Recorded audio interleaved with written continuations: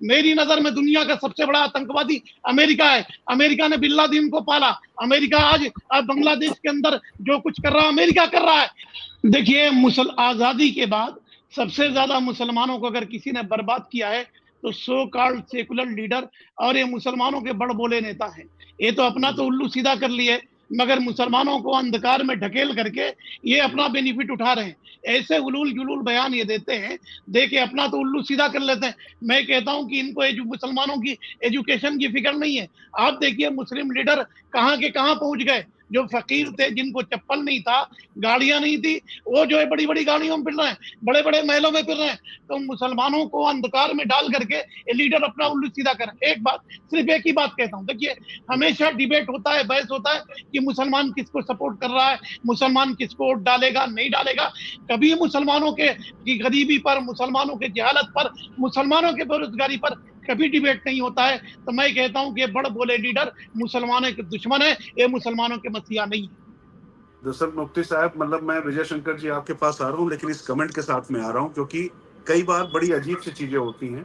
अभी कश्मीर में मैं गया था और तमाम जगहों पर गया था, तो तमाम हालात बदले, तमाम सुविधाएं मिलती हैं, लेकिन उसके बाद भी दिमाग में अगर कोई चीज बैठी हुई है, अगर किसी दल के साथ में उनकी अदावत है, तो उसको हराने के लिए वो किस तरीके से एक हो जाते हैं, वो भी एक ग्रंथि देखी। दरअसल मेरी चिंता या जो इस डिबेट का जो एक विषय है वो यही है कि आखिर इस ग्रंथि को क्यों नहीं मिटा पा रहे हैं विजय शंकर जी। मैं आपसे समझना चाहता हूँ, क्योंकि जब बात हो रही है, जो अभी मुफ्ती साहब कह रहे हैं कि मतलब मैं इसका विषयांतर नहीं करना चाहता, मैं हिजबुल्लाह तक नहीं जाना चाहता, लेकिन जो ये बात आई है डेमोग्राफी चेंज आपका बहुत बड़ा विषय रहा। मोदी जी हैं, योगी जी हैं, मैं उसी सवाल पर फिर से आता हूं और ये आपसे समझना चाहता हूं कि आखिर कहां समझाने में कमी रह गई, क्योंकि आपके पास तो साम दाम दंड भेद सब है, इस समय सत्ता भी है, प्रदेश में भी है, केंद्र में भी है, उसके बाद भी संविधान की विरोधी बात होती, लेकिन अभी तक आप क्यों नहीं मोदी जी को समझा पा रहे हैं, क्यों नहीं अमित शाह जी को समझा पा रहे हैं, क्यों योगी जी को नहीं समझा पा रहे हैं, क्योंकि सब तो आपके मित्र हैं। आखिर इनसे जब बात करते हैं तो क्या लगता है कि जो अल्पसंख्यक समुदाय, जो सबसे बड़ा जो कहा जाता है मुस्लिम समुदाय, वो क्यों नहीं भरोसा ले पा रहा है? इसके पीछे क्या चीजें हैं? देखो राजकिशोर जी, मैं ज्ञानेंद्र शुक्ला जी ने जिस नोट से अपना विषय समाप्त किया, मैं वहां से प्रारंभ करता हूँ। मुस्लिम लीग और कांग्रेस की बात, स्वतंत्रता जब देश को लिया, विभाजन हुआ और उसके बाद देश में दो प्रकार की पार्टियां थी, दो प्रकार के मत थे। एक मत मुस्लिम लीग का था, दूसरा मत कांग्रेस का था।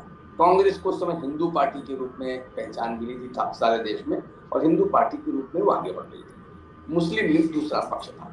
आज कांग्रेस और मुस्लिम लीग दोनों एक पक्ष हो गए हैं, तो इसका मतलब मुस्लिम लीग हो गया।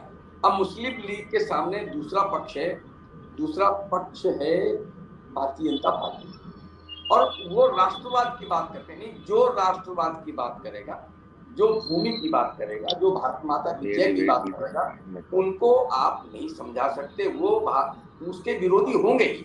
वो कोई भी पार्टी भारत माता की जय की बात करेगा, राष्ट्रवाद की बात करेगा, भारत की बात करेगा, ये लोग उसके विरोधी होंगे, क्योंकि इनकी सोच, इनकी जो वैचारिक अधिष्ठान है, वो उसके साथ मेल नहीं खाता है।